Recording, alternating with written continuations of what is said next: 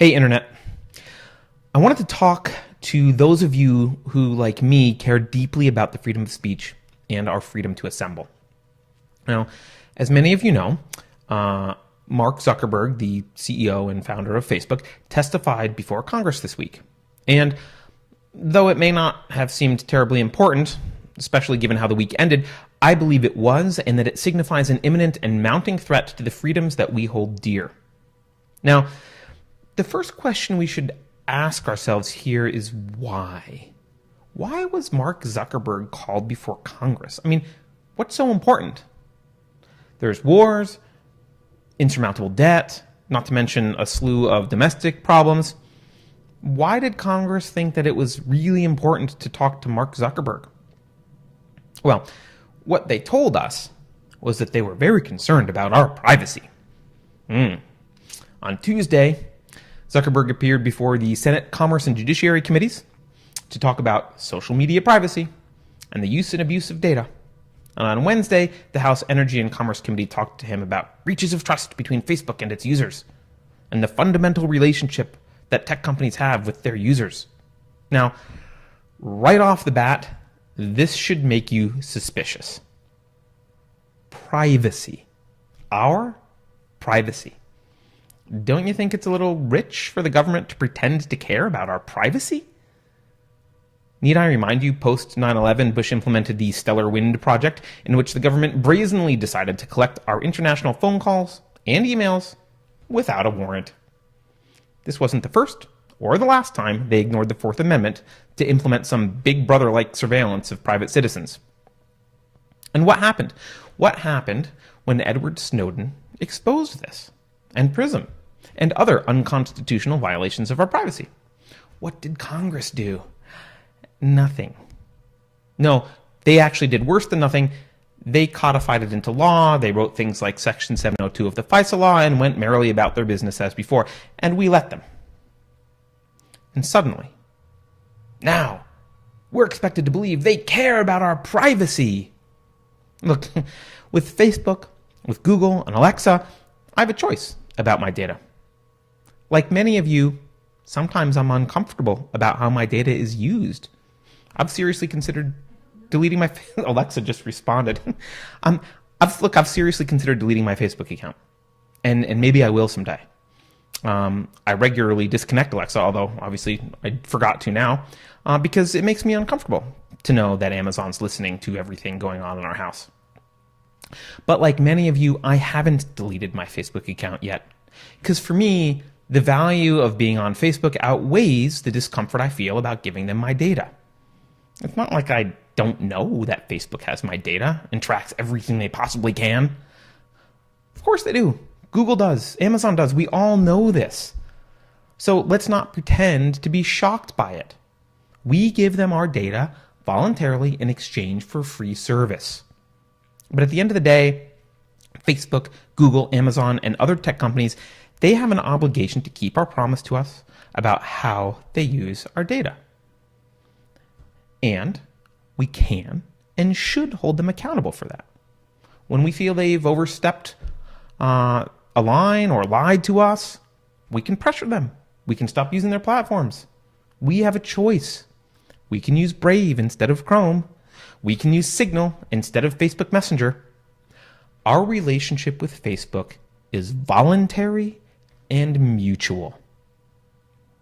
But this isn't true when it comes to the government spying on us.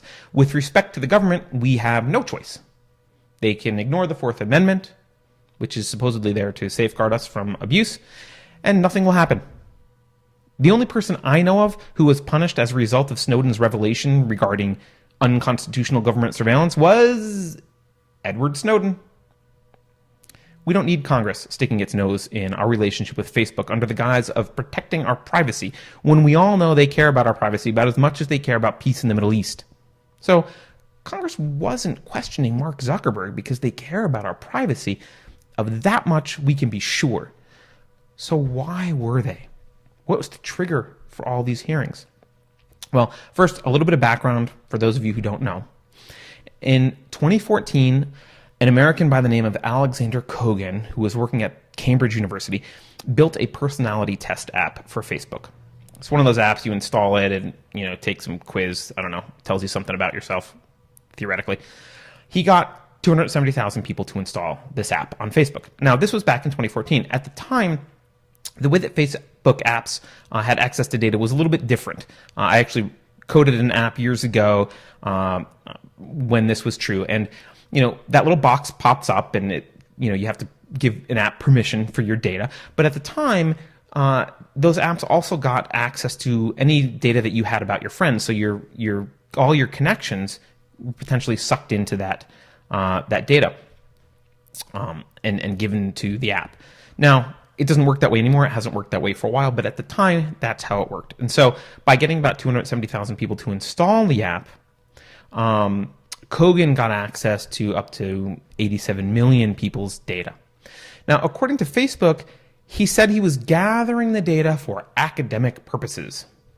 Now, it turns out he sold the data to a research firm called Cambridge Analytica, which was against Facebook's terms of service. Now, Facebook, when they found out about this, apparently by the next year, in 2015, they told Cambridge Analytica to delete the data. The reason it's an issue now is recently it was reported that they didn't delete the data. Now, Cambridge Analytica, they still claim that they did, but it's been reported and alleged that they did not. Okay, so all this still sounds kind of boring, right? Upsetting, of course, but not something you'd expect to raise the ire of Congress in and of itself. But here's the kicker, and this is why Congress cares. Cambridge Analytica isn't just some research firm. They're the brainchild of Steve Bannon, who was a VP there for a while. And a former Cambridge Analytica employee has alleged that Facebook, their data, was used by Cambridge Analytica to help Trump win the election. So it's not exactly clear how, and there's conflicting reports about this. Cambridge Analytica maintains that they did not do this for the Trump campaign. They do advertise that they have an extensive personality profile on every American, which they use for psychographic targeting. But they claim for the Trump campaign they used RNC data. Apparently the RNC also has data on every citizen. Not surprising, I'm sure the DNC does as well. You would expect a large organization to have that kind of data, or at least to try and build a database like that.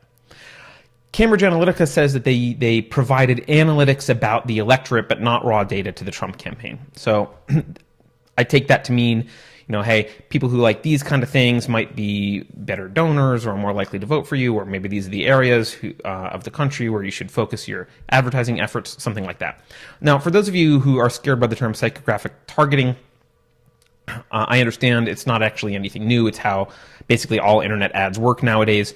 In the olden days, you would use demographic targeting, which I'm sure many of you have heard of.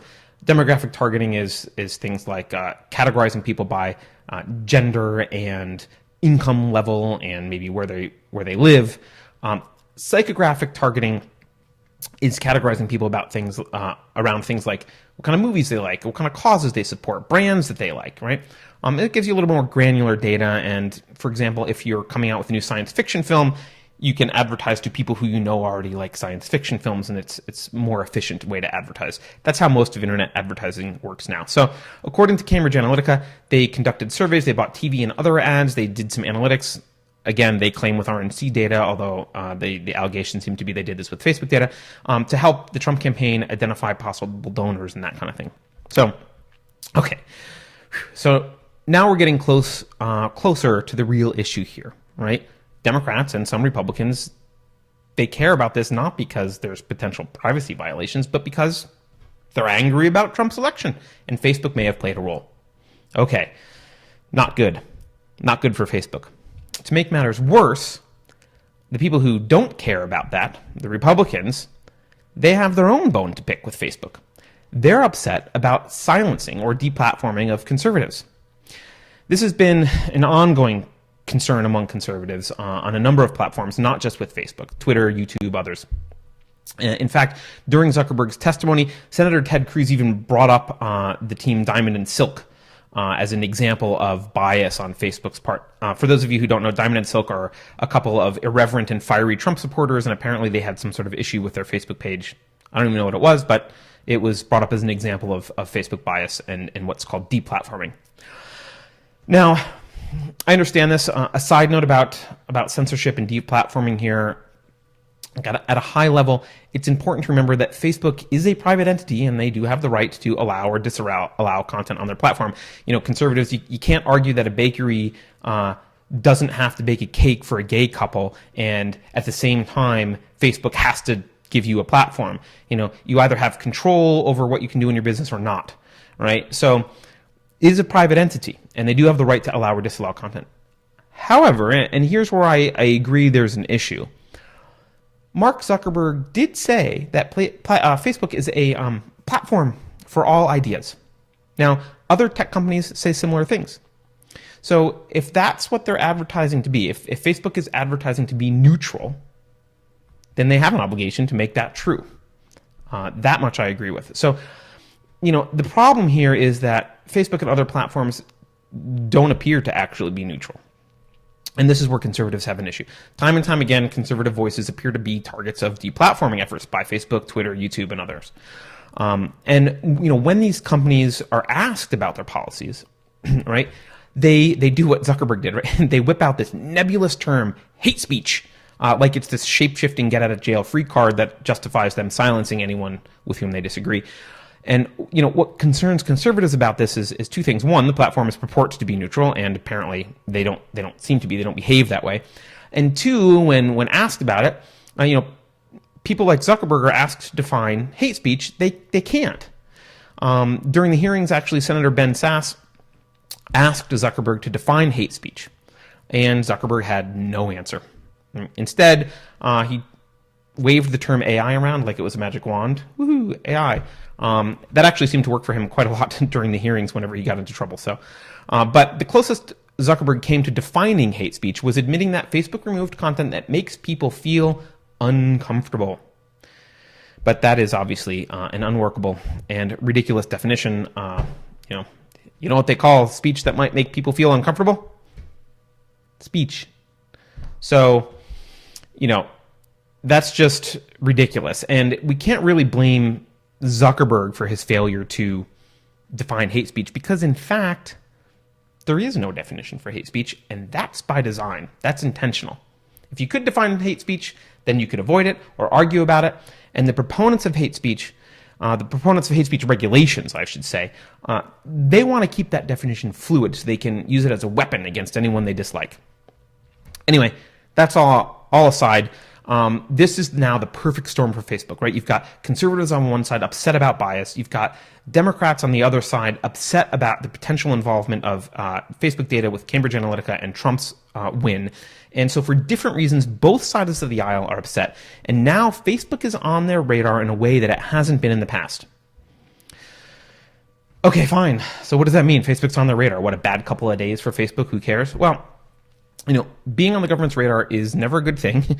And the real threat to all of us, I think, was revealed during the hearings. Now, it was clear that neither Republicans nor Democrats have any clue about how to run a large company, certainly even less of a clue about the underlying tech. But they all seem to have big enough egos to believe that they know exactly how to regulate it, or maybe with a little help from Mark. So, almost all their questioning seemed to me to fit into two categories. The first category was indignant old people angrily demonstrating that they don't understand anything about how the internet works. It was quite amusing / depressing to watch. And the second category seemed to be this class of self-important thugs that were demanding that Zuckerberg pledge support right now for whatever their garbage legislation is that they're peddling, that, they're trying to make a name for themselves in Congress. Will you support my crappy piece of legislation you haven't read? Tell me now. So those were kind of the questions that he was dealing with, those two sets of questions.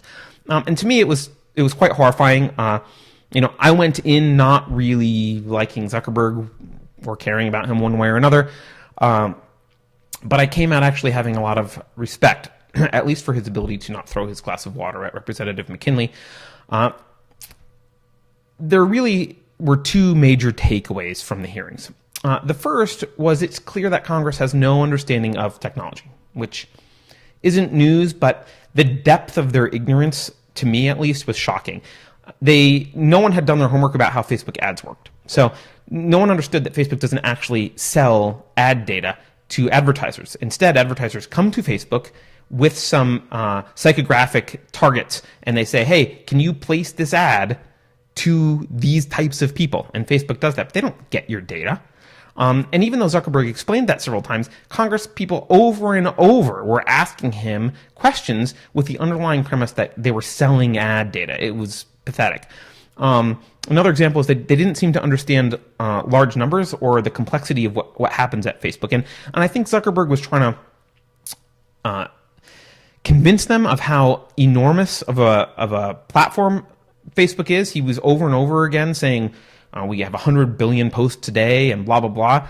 But there seemed to be this weird expectation from congressmen that, whatever pet project they were concerned about, Facebook could just hire a few interns and solve it. So a classic example was with opioids. There were some congressmen and women that got upset about the fact that people were advertising opioids for sale on Facebook, and some of those people weren't licensed pharmacies. And they were kind of saying, well, you should be able to know who's a licensed pharmacy.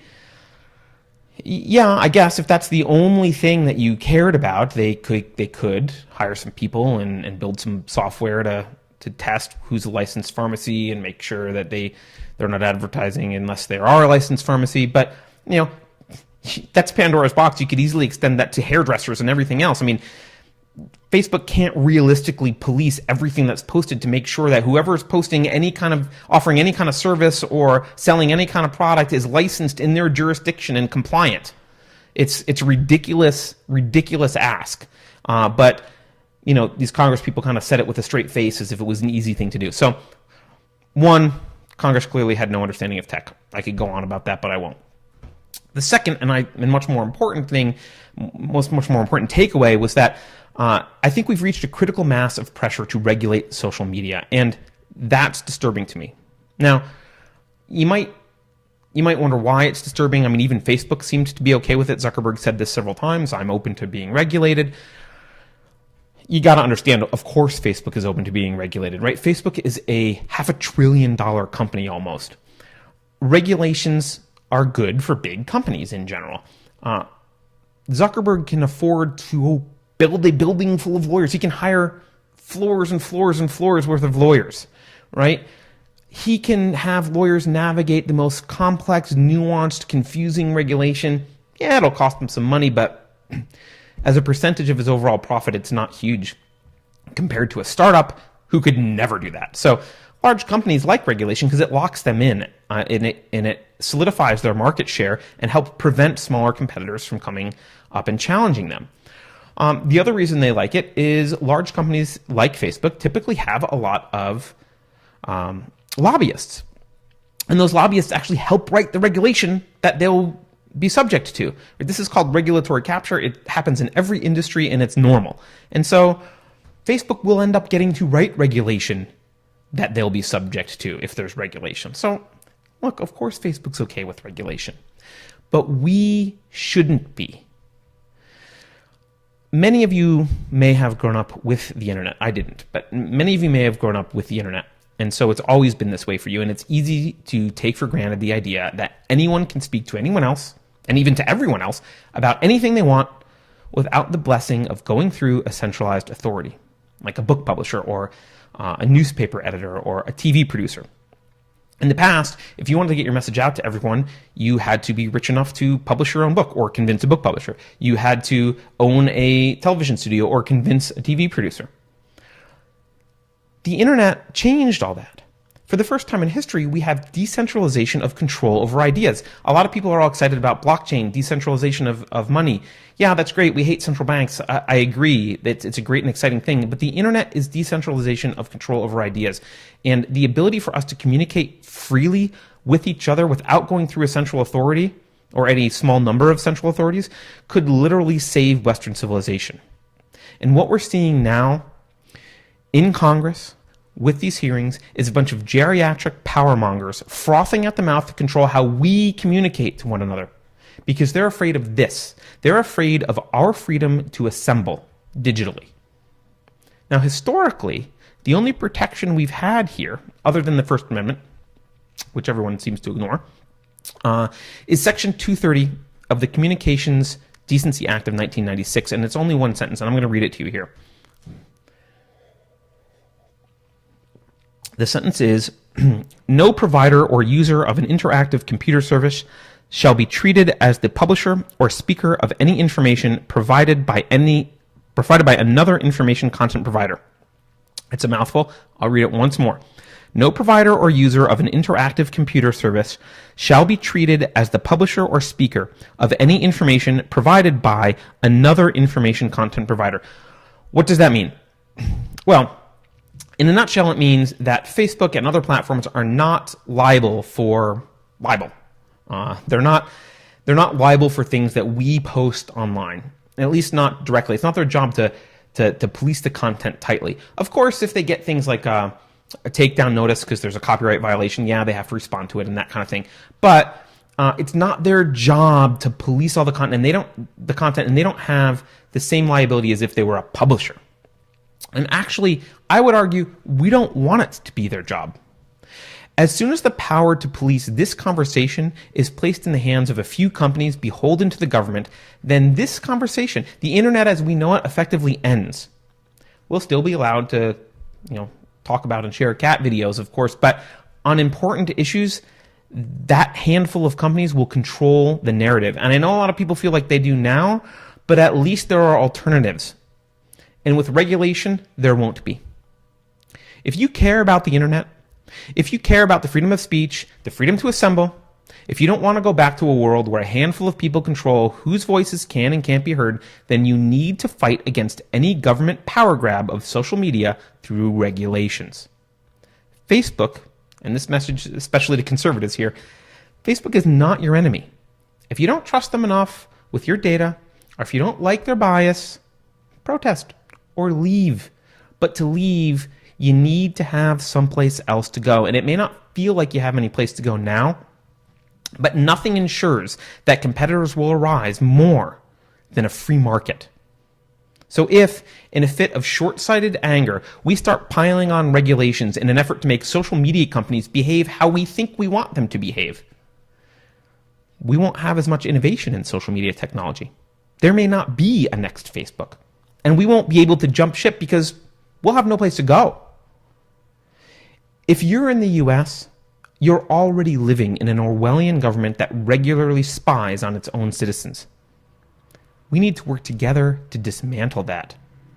Don't give that government even more power over how we communicate with each other. Some people called Zuckerberg a robot. Okay, fine. As for me, I'll take a robot in Menlo Park over a bunch of sociopaths in Washington any day. Thanks for watching and listening. If you disagree or you have another perspective on this, I'd love to hear it. Please reach out to me on Twitter at CLaren, C-L-A-R-E-N. Thanks again for watching and listening. Have a great day.